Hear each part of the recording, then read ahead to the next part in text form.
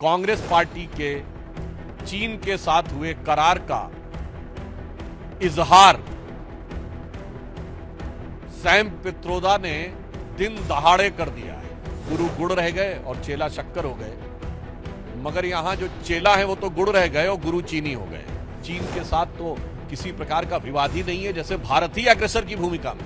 याद करिए राहुल गांधी जी ने विदेश में क्या कहा था कि चाइना ने बड़ा संघर्ष करते हुए ऊपर उठने का उदाहरण प्रस्तुत किया है। मित्रों, आप सभी जानते हैं कि प्रधानमंत्री श्री नरेंद्र मोदी जी के नेतृत्व में भारत ज्यों-ज्यों आर्थिक, सामरिक और कूटनीतिक दृष्टि से विश्व के पटल पर एक शक्तिशाली और प्रभावशाली देश के रूप में उभरता जा रहा है और देश के अंदर सामाजिक और आर्थिक सशक्तिकरण का नया दौर चल रहा है, त्यों-त्यों अनेक प्रतिगामी शक्तियां भारत की इस अभूतपूर्व विकास को और प्रगति को रोकने के लिए अनेक प्रकार के षड्यंत्र करती दिखाई पड़ रही है।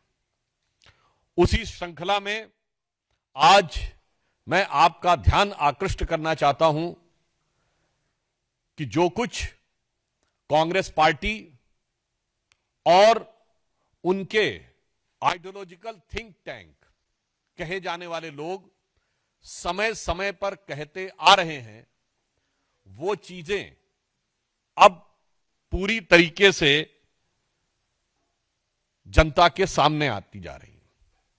ओवरसीज कांग्रेस के प्रेसिडेंट सैम पित्रोदा, जो कांग्रेस के आइडियोलॉजिकल थिंक टैंक के प्रतीक माने जाते हैं, उन्होंने आज चाइना को लेकर जिस प्रकार का बयान दिया है, उससे यह बात बहुत साफ हो गई है कि कांग्रेस पार्टी के चीन के साथ हुए करार का इजहार सैम पित्रोदा ने दिन दहाड़े कर दिया है। प्रत्यक्ष रूप से साफ साफ दिखाई पड़ रहा है। और ऑन द लाइटर नोट मैं कहना चाहूंगा, हिंदी में कहावत होती है, गुरु गुड़ रह गए और चेला शक्कर हो गए, मगर यहां जो चेला है वो तो गुड़ रह गए और गुरु चीनी हो गए।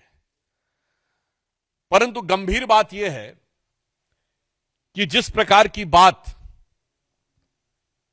सैम पित्रोदा जी ने कही है, वो भारत की अस्मिता, भारत की कूटनीति और भारत की संप्रभुता पर बहुत गहरा आघात है।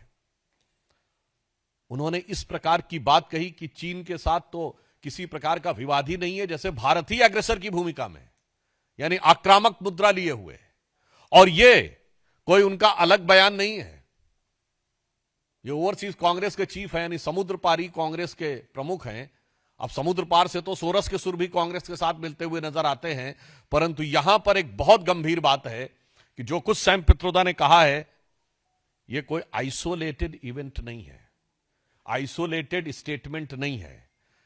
इसी भाव और इसी विचार के अनेक स्टेटमेंट राहुल गांधी पहले दे चुके हैं। याद करिए राहुल गांधी जी ने विदेश में क्या कहा था कि चाइना ने बड़ा संघर्ष करते हुए ऊपर उठने का उदाहरण प्रस्तुत किया है उन चुनौतियों के बीच से। आपको याद हो अभी कुछ दिन पहले के अपने विदेशी दौरे में क्या कहा कि चाइना ने अनएम्प्लॉयमेंट को बहुत अच्छे तरीके से टैकल किया है, जबकि फैक्ट ऑफ द मैटर है इस समय चाइना में एम्प्लॉयमेंट रेट 24% है।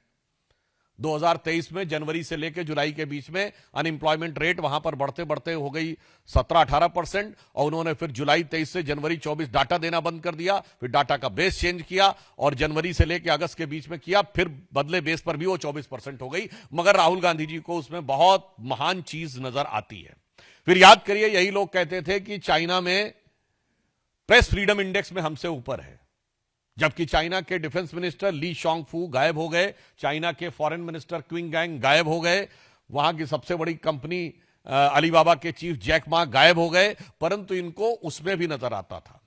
अब आप आइए, इसके बाद उन्होंने कहा कि इकोनॉमिक ग्रोथ बहुत शानदार की गई है। ये सारे स्टेटमेंट्स हैं, और इकोनॉमिक ग्रोथ की फैक्ट ऑफ द पोजीशन यह है कि 2024 में दुनिया की सबसे बड़ी रियल एस्टेट कंपनी, जो एक चाइनीज कंपनी थी एवरग्रांड, उसकी लिक्विडिटी हो गई। हांगकांग कोर्ट ने कह दिया लिक्विडेट कर दिया जाए। चीन के ह्यूनान प्रोविंस में कई बैंक्स बैंकरप्ट हो गए, कितनी रियल एस्टेट कंपनीज बैंकरप्ट हो गई, that is one other thing. उस प्रक्रिया में जब हम यह देखते हैं कि यह बयान सैम पित्रोदा का आया है, पहली बात तो हम बहुत साफ करना चाहते हैं, भारत सरकार प्रधानमंत्री श्री नरेंद्र मोदी जी के नेतृत्व में विश्व के हर देश के साथ अच्छे और सौहार्दपूर्ण संबंध चाहती है, परंतु वह राष्ट्रीय स्वाभिमान, सुरक्षा और सुदृढ़ता को बनाए रखते हुए। अब इसके बाद उनका यह बयान कहना, तो मैं पूछना चाहता हूं, यह गलवान के शहीदों का अपमान है कि नहीं? मैं कांग्रेस पार्टी से सीधे पूछना चाहता हूं। गलवान में जो हुआ, हमारे 20 सैनिक बलिदान हो गए, और उसके बाद यदि आपका ओवरसीज का चीफ इस प्रकार की भाषा बोलता है तो यह निंदनीय है, भर्त्सना योग्य है, और यह भारत और भारतीय सेना, भारतीय सैनिकों के बलिदान का घनघोर अपमान है।